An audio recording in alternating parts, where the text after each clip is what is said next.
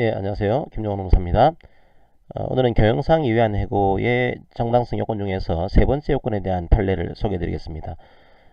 정리해고의 정당성은 첫 번째가 긴박한 경영상 필요가 있어야 되고, 두 번째가 해고 회피 노력을 다해야 되고, 세 번째고 합리적이고 공정한 대상자의 선정 기준을 정해서 선정을 해야 된다. 이게 세 번째 기준이었죠.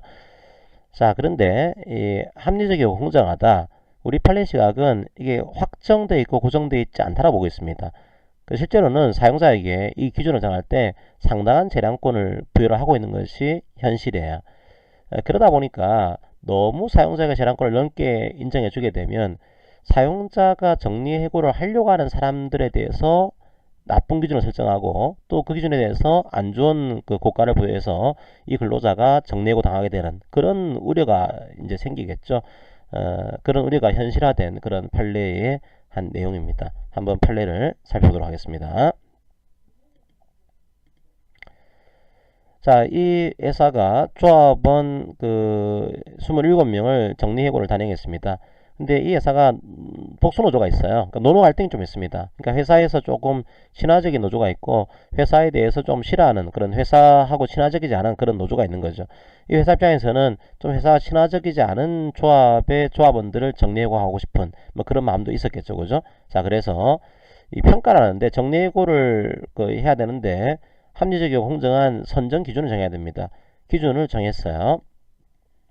어떻게 정했냐 하면 크게 세 가지 기준을 정했습니다. 첫 번째로 근로자 측의 사정에 의한 기준입니다. 부양가족 이런 것들은 상사 측의 어떤 경영상의 문제가 아니고 근로자 측의 기준으로 정해둔 거죠. 부양가족이 많으냐 적으냐 이런 것들을 하나 정해두고, 그 다음에 객관적인 근무태도 평가를 했습니다. 징계, 근태, 격리사고, 포상 이런 것들은 객관적으로 눈에 보이는 근무태도인 거죠. 이걸 평가를 했습니다. 뭐 근속기간도 그 속에 포함되겠죠.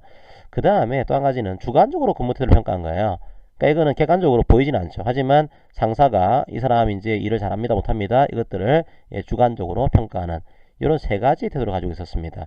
그러니까 사용자 측의 사유에 의해서는 두 가지, 주관적인 근무태도와 객관적인 근무태도, 그 다음이 근로자 측의 사유에 의해서는 부양가족, 세 가지 정해놓고서 배점을 한 겁니다. 그런데 이 사측에 친화적이지 않은 그런 노동조합 조합원이 객관적인 근무태도는 나쁘지가 않아요. 얘는 좋습니다. 얘는 좋은데 주관적인 근무태도를 거의 밑으로 깔아버린 거죠, 이게. 그래서 굉장히 주관적인 평가가 안 좋게 나온 겁니다.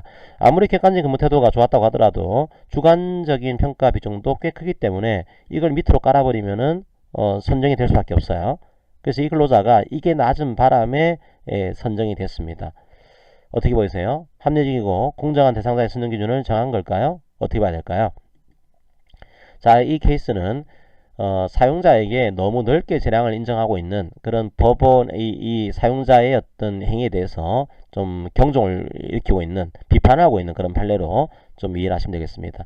어떻게 판례가 났는가 하면,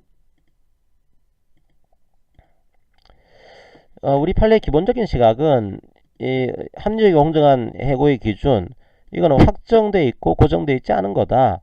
그러니까 이거는 뭐 사용자가 직면한 경영위기의 강도, 정리해고를 해야 되는 경영상의 이유, 뭐 정리해고를 시행한 사업 부분의 내용, 근로자의 구성, 자, 정리해고 시행 당시의 사회경제 상황 등에 따라서 달라진다. 달라지다 보니까 상당히 이 기준을 정할 때는 사용자가 넓게 재량권을 부여를 하고 있는 겁니다. 그러다 보니까 너무 이게 객관성을 잃어버리고 있는 거 아니냐, 이런 문제가 생긴 거죠. 그것 때문에 이제 이 판례에서는 아무리 이런 확정돼 있고 고정돼 있지 않다고 하더라도, 사용자에게 재량권을 넓게 인정한다고 하더라도 이 정리해고의 기준은 객관적인 합리성은 띄어야 되는 거다. 사회적인 상당성을 띄어야 되는 거다. 이걸 가진 구체적인 기준을 마련을 해야 된다. 그리고 이 기준을 질적이고 공정하게 적용해야 됩니다. 이런 판례를 하나 제시하게 됩니다. 일종의 너무 주관성에 치우친 기준에 대해서 경종을 불러일으키고 있는 객관성의 이제 부각인 거죠. 객관적인 합리성을 중요하게 보겠습니다 라고 하는 판례 시각이 드러나 있는 이런 판례로 보시면 되겠습니다. 이 케이스는 공정하지 않죠, 그죠? 누가 보더라도 주관적인 평가를 너무 지나치게 깔아버림으로써 공정하게 적용하지 않는 것으로 인정한, 객관적인 판단 기준이 아닌 것으로 인정한, 설사 이것을 객관적인 판단 기준으로 판단한다고 하더라도 공정하게 적용하지 않은 거죠. 그래서 요거는 세 번째 요건을 어긴 것으로 보겠습니다. 이게 우리 판례 시각이었습니다.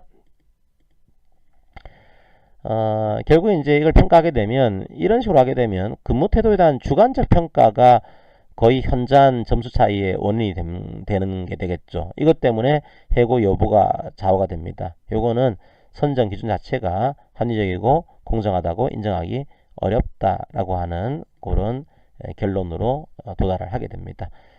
자, 오늘은 해고 대상자의 선정 기준에 대한 판례 법리를 하나 소개해 드렸습니다. 예, 이 판례는 이것으로 마무리하겠습니다. 감사합니다.